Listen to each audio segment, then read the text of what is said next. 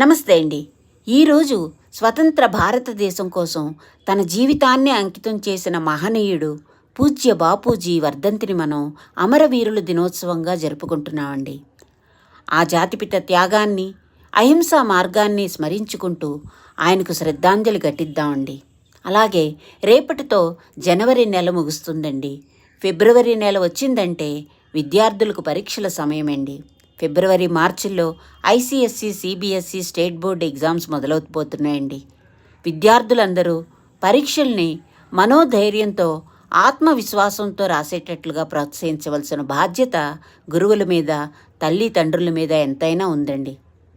ఈ రోజుల్లో పిల్లలకు చిన్నప్పటి నుంచే ఐఐటి, మెడిసిను, ఇంజనీరింగు వీటిలోనే మీరు సీట్లు తెచ్చుకోవాలని ప్రోత్సహించకుండా కొన్ని వేల కోర్సులు మనకి అందుబాటులో ఉన్నాయండి.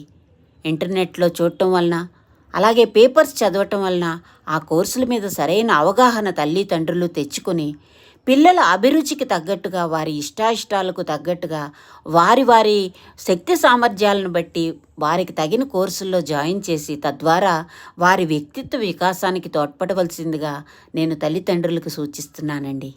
నా మాటలు మీకు నచ్చితే ఈ వీడియోని లైక్ చేసి ఇంకొంతమందికి షేర్ చేస్తారని ఆశిస్తున్నాను. నమస్తే.